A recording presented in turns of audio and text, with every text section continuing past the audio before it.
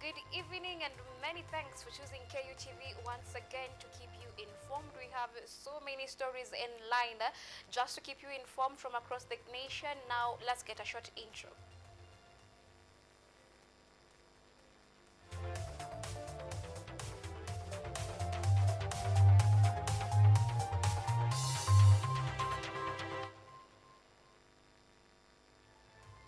This is KUTV Primetime News with Yvonne Kemuma.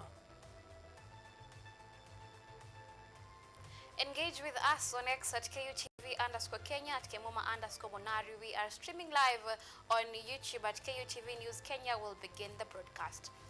Now, Interior Cabinet Secretary Kipchumba Murkomen has declared Friday, June the 6th, 2025 a public holiday for all Kenyans as Muslims celebrate Eid al-Adha in a Gazette notice which was issued on Wednesday, 4th of 2025. Eid al-Adha, also known as the Festival of Sacrifice, is an important religious holiday celebrated by Muslims worldwide to mark the moment Prophet Ibrahim showed his willingness to sacrifice his son.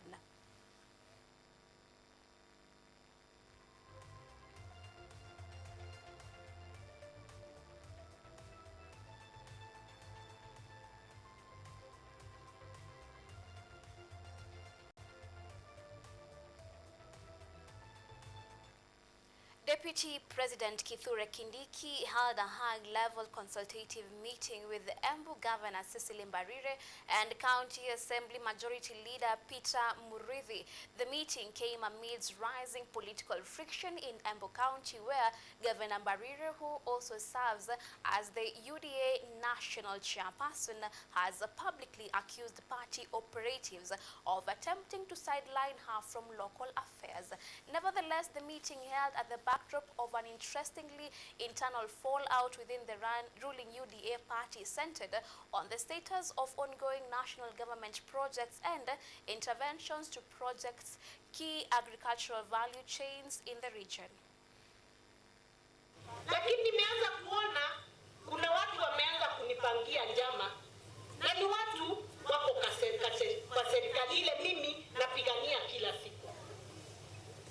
Those officers from Nairobi who are coming to able to hold night meetings to fight elected leaders na hawana heshima na wanajifanya wanaelewa siasa ya kutuliko sisi. When we are working round the clock to fight for this government, tunaambia wakome. Wanajijua those officers. Teachers are demanding a 60% salary increase and 30% rise in allowances, with the current CBA ending on June the 30th. NAT Deputy Secretary General Hesbon Otieno warned of industrial action if the Teachers Service Commission fails to meet their demands. Speaking in Ndia, Otieno criticized the scrapping of hardship allowance in some areas, affirming that all teachers in hardship zones must be compensated.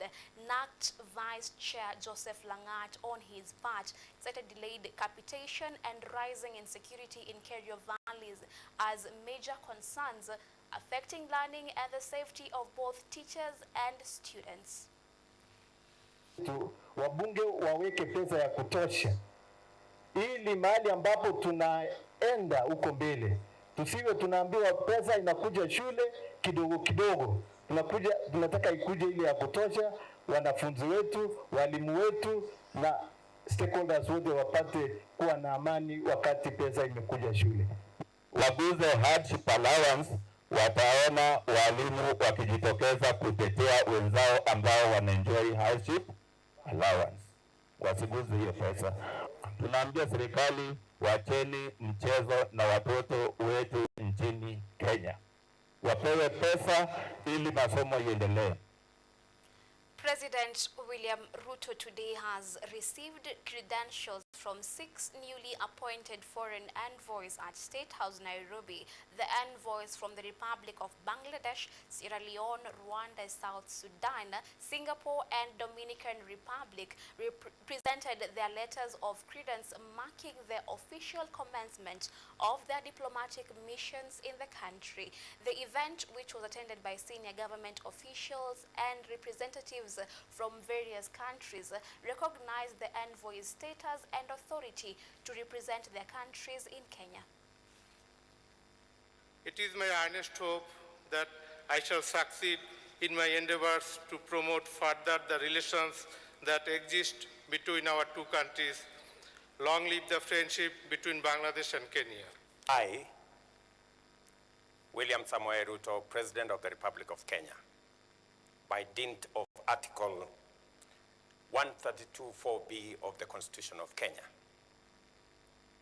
do accept your letters of credence and authorize you to pursue the interests of your country within Kenya's borders.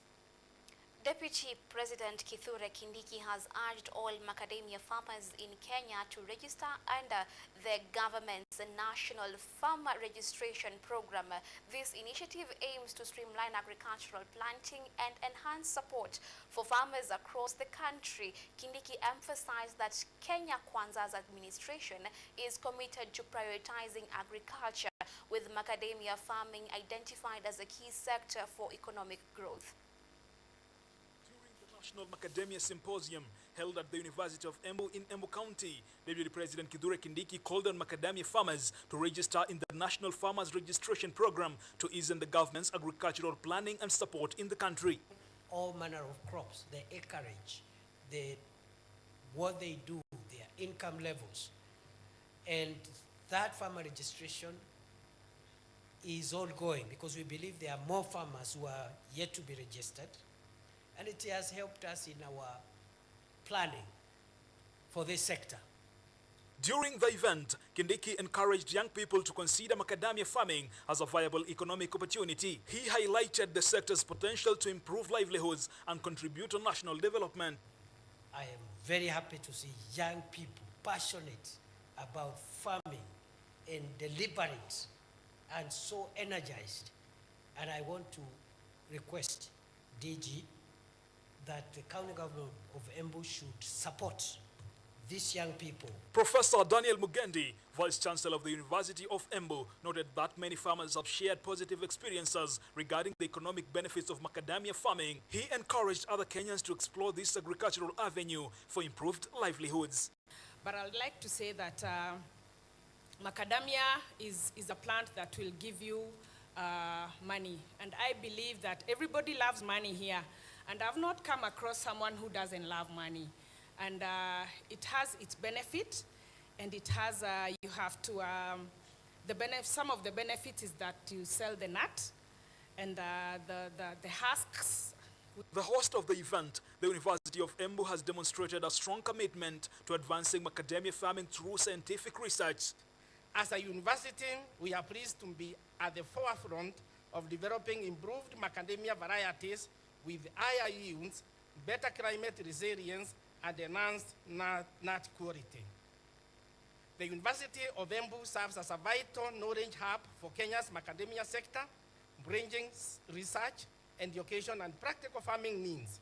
Their efforts aim to increase both the quality and quantity of macadamia yields, aligning with the government's broader agricultural goals. Currently, Kenya ranks second in Africa for macadamia production. However, farmers in the Embu County are determined to elevate the sector to even greater heights. Elimelech Mudari for KUTV. Now, today, Cabinet Secretaries John Mbadi, Hassan Joho, and Opiyo Wandayi appeared before Senate facing tough questions on taxation, mining regulations, maritime growth, and energy distribution. Their responses anchored government priorities in transparency, equitable development, and policy reforms aimed at fostering national cohesion and economic progress. Questions. And the last Cabinet Secretary who is expected to appear this morning is the CS for Energy, CS Opiyo Wandayi. On June 4th, 2025, the Cabinet Secretaries, John Paddy, Cabinet Secretary for National Treasury, Hassan Joho, Cabinet Secretary for Blue Economy, and Opiyo Wandayi, Cabinet Secretary for Energy, faced the Senate over critical national issues. After making his apologies with regard to his previous absence, Cabinet Secretary for Treasury John Paddy was tasked to elaborate on the concerns raised by Kenyans about the Finance Bill 2025 in relation to heavy taxes imposed on various sectors within the economy. Cabinet Secretary provided a breakdown of all taxes and levies imposed throughout the entire tea supply chain, and B, what specific taxation measures is the ministry planning to implement in the financial year 2025-2026? All taxes and levies imposed throughout the entire tea supply chain. I want to say that tea subsector benefits from numerous tax incentives, in fact, that supports its growth and sustainability, making it a thriving subsector. What are you doing about existing taxation, Cabinet Secretary, that you found, including the housing levy, the increase in pay, and VAT on fuel? Railway development levy is at 2%. IDF is at 2.5% of the customs value. Tea processing, 100% investment deduction by tea factories located outside the cities of Nairobi, Mombasa, or Kisumu are also exempt. Additionally, Cabinet Secretary John Paddy also took the opportunity to give details of how his ministry plans to address Kenya's fiscal deficit and manage debt. From the CS, what interventions is the ministry implementing in regards to pending bills? Actually, we are working on a tool, a system that will be used by both the national government and the county governments to ensure that the bill, what has been approved, is actually what is paid for, and also to ensure that bills are prioritized.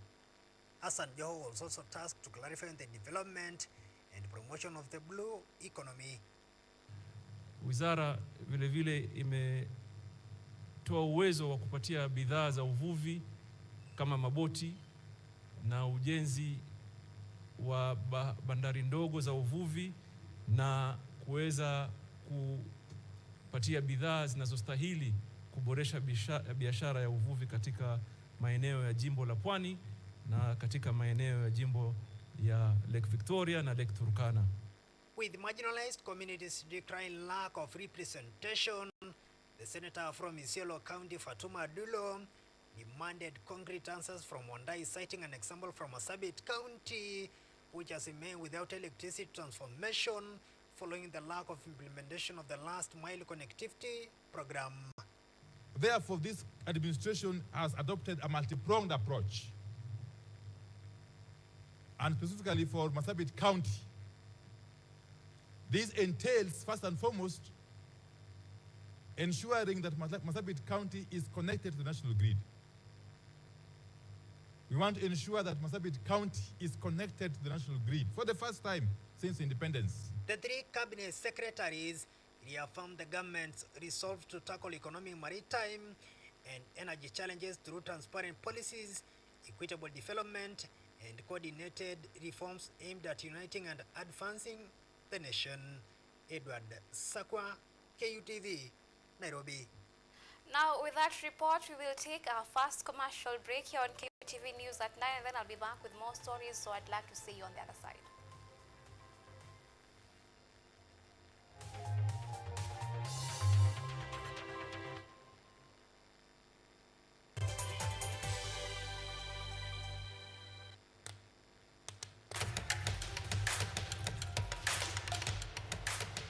Access to knowledge. Solution to unanswered questions.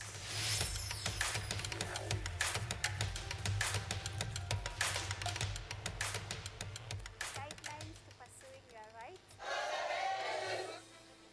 and repossessing your property, intellectual or material. This and more only on Law Matters.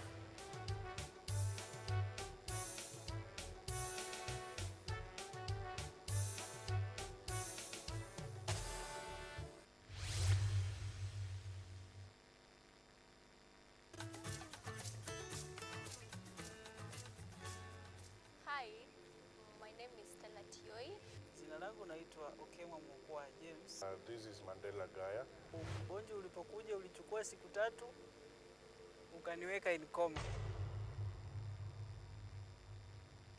20 wamezikwa, 2 ndio wako hai. I don't even know how it feels to see. I feel like I cannot express myself well the way somebody who can walk can actually express themselves. Ilichukua muda mwingi mrefu tena mpana ili kuikubali kwamba mimi siwezi tembea tena. I've come to actually accept myself. Ukijaribu kumsimamisha mtu mwambie tafadhali nionyeshe njia. They find it quite strange talking to you. We should just make schools integrated, Inclusive setups. by providing the right facilities.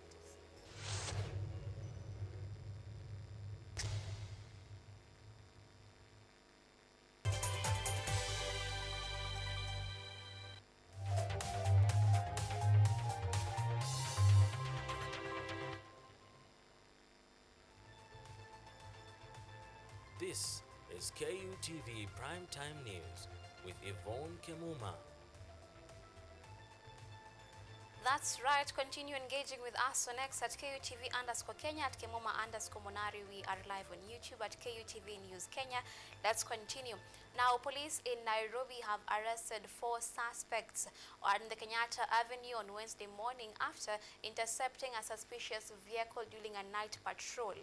The operation was prompted by a public tip-off reporting one of the suspects brandishing what appeared to be a firearm, which upon investigation of the vehicles, the officers found a plastic revolver, an imitation of an AK-47 and 6 rubber bullets.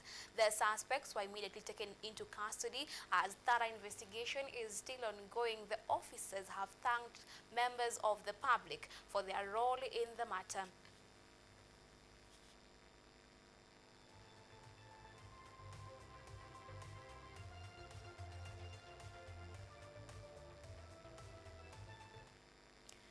Criticism on the proposal to transfer the National Government and Constituency Development Fund to county governments continue to dominate discussions in public gatherings, with the latest being Ndia Constituency Member of Parliament George Kariuki. Kariuki claims that the NGCDF has brought so much development, especially on education and security in the rural areas. He said transferring these funds to the county level could derail essential projects in the constituency. The legislator has urged residents to support leaders for development and reject divisive politics. Hii fund tunaita NGCDF tumeweza kusaidia hii shule kati ya shule zingine ndio wapate mahali bora ya watoto wetu kupata masomo na pia mahali bora ya kuketi chini wapate chakula chao na wapate kufanya mambo ingine yenye inafanyika hapa kwa ho. Mwalimu waweze kufanya mikutano na pia nyinyi kama community mupate mahali ya kufanyia mikutano. Na pia siku ya leo mimi naona ni siku kuu sana kwa nyinyi watu wa Mukoi, kwa sababu hamujapata hoo peke yake kwa hii shule. Mumepata pia bus mpya ya watoto wetu wa hii shule. CDF ama serikali haipata CDF iendelee mbele ndio tuweze kusaidia watoto wetu. Wazazi mnasema CDF iendelee ama CDF iishe?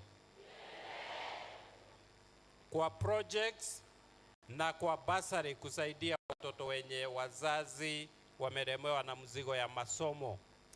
Now to matters religion and controversies. A woman from Busia County is causing a stir after declaring herself to be Mary, Mother of Jesus. Judith Nafula, who comes from Nangoma village in Matayos, says the Holy Spirit gave her that name, instructed her to heal the sick. Her story has attracted people from Kenya and even neighboring countries, with many calling her a prophetess, while others are questioning her claims.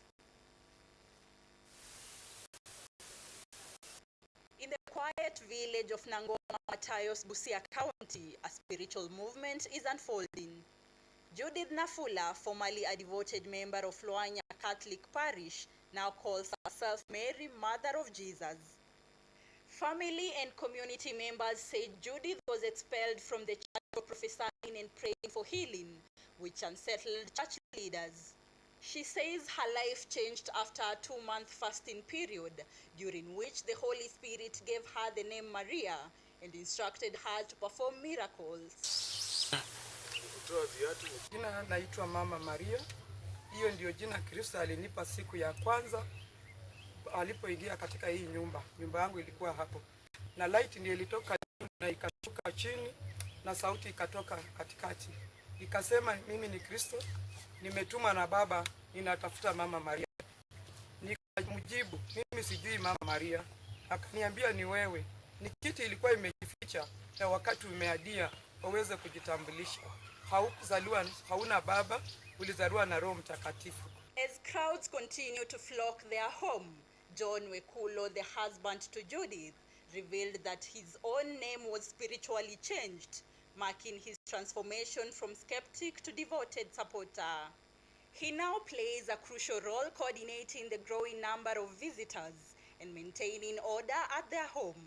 His behind-the-scenes involvement has become indispensable as the movement continues to attract attention from across East Africa. Sasa nikastuka. Kutoka saa hiyo mimi nikastuka sana, wakamwambia yeye ni Maria, na baada ya kumuongelesha tena wakarudi kwangu wakaniambia mimi ni Joseph. Pia mimi sikukubali, nikamuuliza Joseph imekujaje? Kwa sababu mimi naitwa John Ibrahim Wegulo. Hiyo ndio ilikuwa majina yangu. John ilikuwa baptism, Ibrahim confirmation, alafu Abwire yangu ya nyumbani, alafu Wegulo. In addition, Evelyn Ouma, Judith's sister, stressed that her sister's ministry is not about collecting tithes or seeking financial gain. She affirmed that Judith is committed only to healing and delivering spiritual messages. Sasa mtu anasema lakini kama ni majini mbona inafungana kwa kitabu cha Mungu? Kila saa inapoteana nini? Maandiko. Soma mali fulani alafu anakusomea alafu anakuombea na anaendelea na asimami na hajakuomba chakula, hajakuomba transport, hajakuomba nini. Kwa mara mingi unaonanga watu wenye wanataka vitu ya majini ama kama ni muganga lazima atataka ile sadaka ya kuchinja nini. Lakini alikuanga kuli, alikuwa lali kwa mtu hata kama ni usiku atatembea paka arudi hapa. Judith Nafula remains devoted to her spiritual mission, gaining followers across East Africa. Supported by her family, her ministry inspires hope while sparking both faith and skepticism in the community. Magdalene Kanini, KUTV. Women in Narok County underwent a 3-day training on ways to curb the spread of HIV and AIDS, equipping them with the tools to become change agents in their communities. The training emphasized community dialogue, safe sex practices, and the importance of voluntary testing and counseling. This and more in the county wrap. When it comes to mother, the 3-day training organized by National Synthetic Disease Control Council brought together women from the 6 constituencies in Narok County, targeting sensitizing hundreds of women against spread of HIV and AIDS and related diseases. Where it was before. This follows an influx of diseases in the county. Speaking during the training session, Nixon Chepkonyi, an officer from NSDCC, said 15,000 people are living with the disease in the county, adding that harmful cultural practices like female genital mutilation and early marriages have been contributing to the surge of infection. When it comes to mother-to-child transmission, we are at 15%, which is very high, and the country target is to have less than 5. So we are, even though there is an improvement from where it was before, it is not good enough to say that we are now safe in terms of prevention of mother-to-child transmission. Other leaders present called on the women to be on the forefront in fighting the rising cases of infections, emphasizing on the correct use and disposal of condoms, which reduces environmental hazards. Nataka kusema wazee, mkipenda familia yako, ukipenda bibi yako, faa condom. Tapasari ukienda kufanya ngono ama kushiriki ngono. Elsewhere, stakeholders in Machakos called on the government to invest more in the children and the youth through schoolings and their church groupings in planting and nurturing trees as a way of increasing forest cover. So we started planting trees here. The aim was and is still to reclaim the area from the vagaries of climate change. This comes as the world is celebrating World Environmental Day. In Kilifi, Kaya elders from Magarini Cultural Center have geared up efforts to restore degraded forest cover as a way of combating climate change. Iwe inakatwa. Kwa hivyo tunamuomba rais awe pamoja nasi. Hii mambo ya mazingira ipitie na upande wa wazee. According to Tsumanzai, the coordinator of the center, they plan to plant 20 million tree seedlings of indigenous species in the Kaya forest, schools, churches and homes. Hawa wavamizi wa miti huku, hiyo miti ya kitambo yote imekuliwa, hata ile mizizi ikang'olewa ikafanywa makaa. Sasa tunataka ipandwe irudi vile ilivyokuwa. Through Kenya Forest Service and Kenya Forest Research Institute has been challenged to consult Kaya elders on the best trees to be planted in the coastal region. Since many species introduced to the area by the two institutions do not survive the hot climate of the coastal region. Stephen Masha, KUTV, Nairobi. Now let's take another short commercial break and then we'll be back with the sports stories.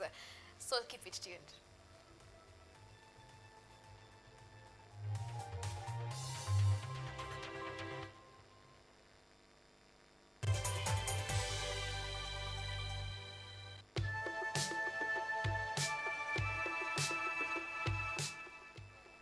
In a world where uncertainty rules and opportunities are scarce, it's time to break from the barrier and unlock your full potential. We must live within our means. We cannot spend money that we don't have. We will explore the fascinating world of investment, trade secrets, business strategies and entrepreneurship. Sasa challenges ziko mingi sana. Parking ya mzigo imekuwa mbaya. Unaweka pesa yako inakataa kurudi. Whether you're a seasoned investor or just starting out, what you covered with invaluable insights to help you succeed. Now, this year we have seen a rebound in the economy, which is well above the global average of the 3%. Join me, Anyango Sylvia, every Sunday and Monday on KUTV News at 9, and let's turn your dreams into reality.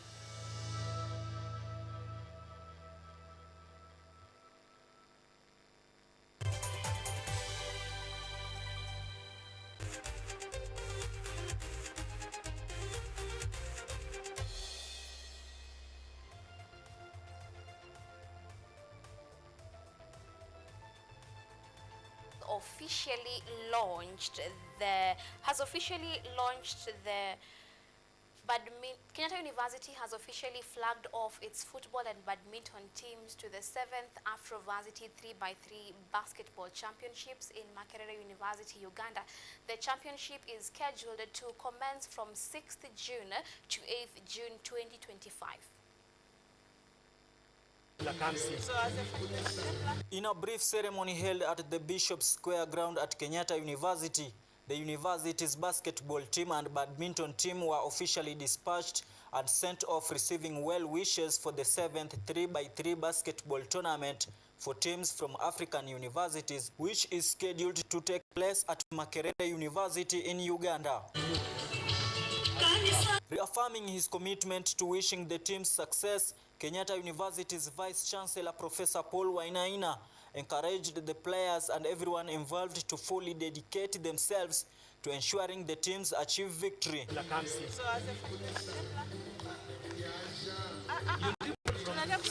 The squad, consisting of 16 players, 8 basketball players and 8 badminton players, will participate in this tournament for the second time after competing in 2022.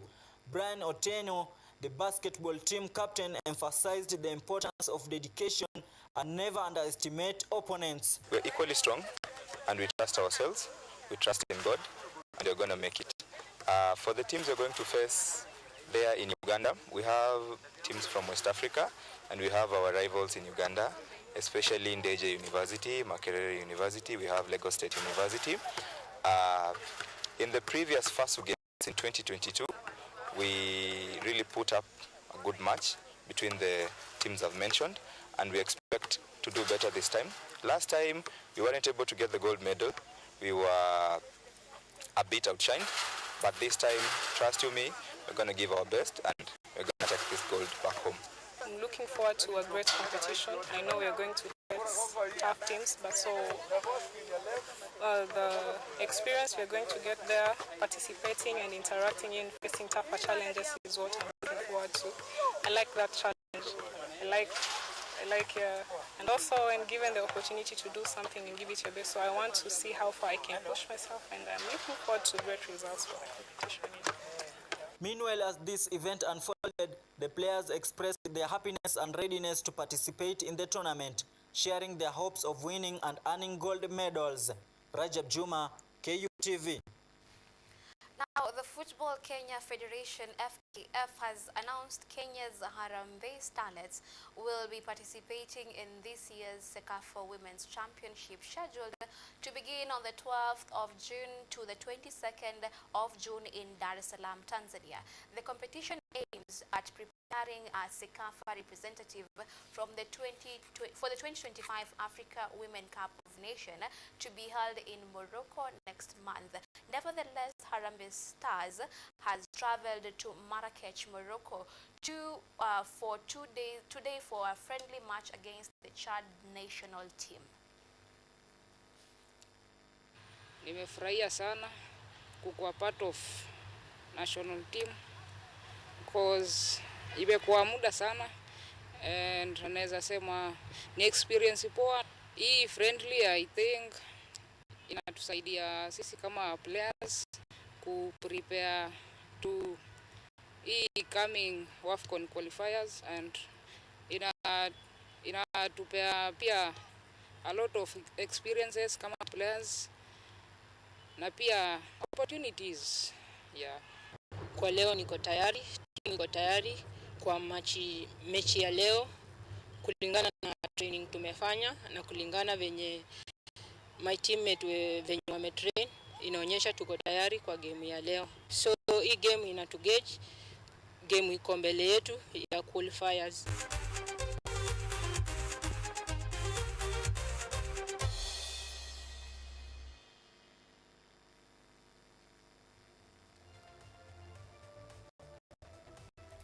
Now that is all the time we had for you tonight. I do trust you have been well informed from all corners of the country. We'll call it a wrap here on KUTV News at 9. I am Yvonne, Kemuma, and on behalf of the rest of the team that was in charge of this particular production, have a blessed night.